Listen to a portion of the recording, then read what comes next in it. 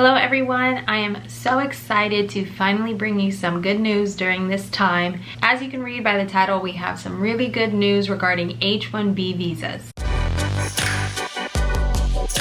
Before we get started, I want to say welcome back to my subscribers, and if you're not a subscriber yet, go ahead and click that red subscribe button so you can join the D'Angelo Law family as well. So USCIS has reached a settlement with the company IT Serve Alliance, which will overturn 10 years of H-1B visa policies. In general, these policies have been restricting employers and H-1B visa holders. In order to truly understand why this settlement is so pivotal, let's get into some background information regarding adjudication of H-1B visa petitions in the recent years. On January 8, 2010, USCIS released their Neufeld memo that provided context on the H-1B petition. The purpose of the memorandum was to emphasize the requirement that a petitioner must establish that an employer-employee relationship exists and will continue to exist with the beneficiary throughout the duration of the requested H-1B validity period. Specifically, it talks about the definition of a United States employer. The memorandum states, United States employer means a person, firm, corporation, contractor, or other association or organization in the United States which 1. Engages a person to work within the United States, 2. Has an employer-employee relationship with respect to employees under this part as indicated by the fact that it may hire, pay, fire, supervise, or otherwise control the work of any such employee. Now, bookmark that. Remember number 2 because this comes up later. And 3, has an Internal Revenue Service tax identification number. In that memo, USCIS asserted the authority to deny H-1B petitions based on a potentially restrictive understanding of what constitutes an employer-employee relationship. This includes when an H-1B visa holder is performing work at a customer's location, not necessarily their employer's offices or location, but a customer's location. This comes up a lot with contractors whose employees travel to clients and customers' locations to provide services there. Issues for H-1B employers grew more severe during the Trump administration. In fact, denial rates for new H-1B petitions for initial employment rose from 6% in fiscal year 2015 to 30%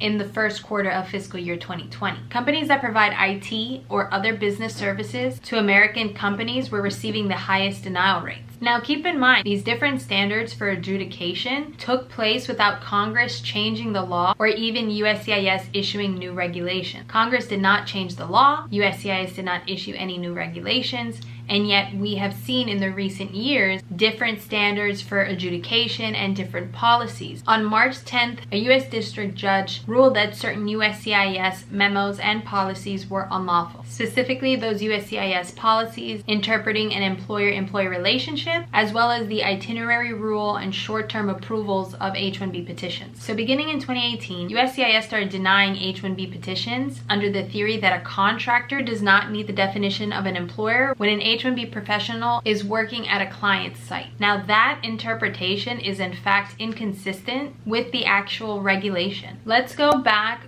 to the definition of the employer-employee relationship, specifically number 2 that I told you to keep in mind and bookmark. An employer has an employer-employee relationship with respect to employees under this part as indicated by the fact that it may hire, pay, fire, or otherwise control the work of any such employee. The or is pivotal. Despite the regulation, USCIS adjudicators have been recently denying many H-1B applications even though employers have met the standard of an employer-employee relationship contained in this USCIS regulation. Further, with respect to the itinerary rule and short-term approvals, during the Trump administration, USCIS also began denying H-1B petitions unless an employer could list every contract or other work that the H-1B professional was going to perform. And we have even seen H-1B petitions approved for a single day. Those denials and short-term approvals were largely the result of a February 2018 memorandum titled Contracts and Itineraries Requirement for H-1B Petitions Involving Third-Party Work Sites. Congress never required applications to list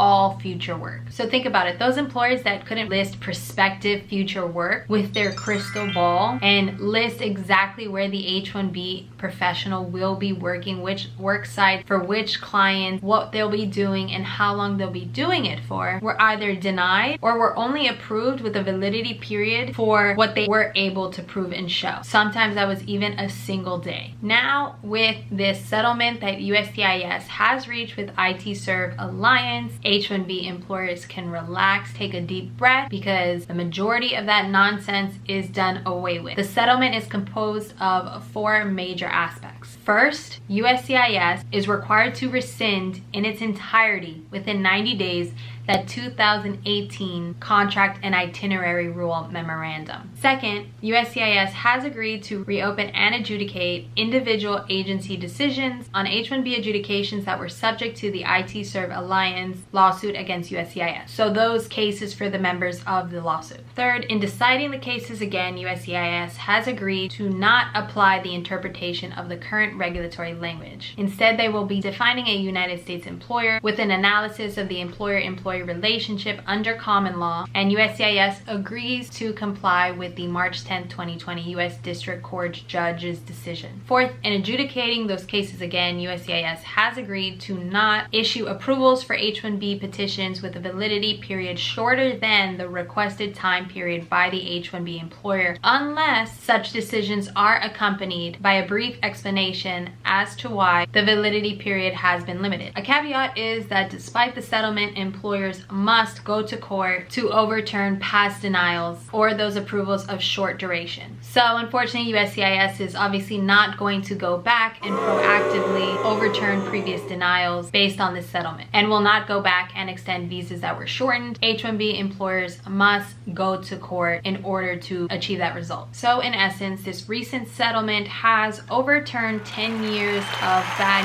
USCIS policy that has been specifically targeting many companies that hire H-1B visa holders. That contract and itineraries memo created impossible burdens for an employer to satisfy. USCIS wanted companies to prove what an H-1B employee would be doing every single day for the next 3 years. That was done away with this settlement. So despite that good news with the settlement, of course, reports have emerged that the Trump administration is already planning on new restrictions for employers and H-1B visa holders. I did make another video on that potential work visa suspension, so definitely go check that out. So we're not in the clear yet. This settlement does come with really good news moving forward with respect to adjudicating these H-1B petitions. However, we just have to wait and see if the Trump administration decides to do away with H-1B applications temporarily during this COVID-19 pandemic. But in any case, I did want to share that good news with you. It's good to see that USCIS is not getting away with their unilateral policy changes that has not been backed by actual legislation. So that's all for today's video. I hope you enjoyed it.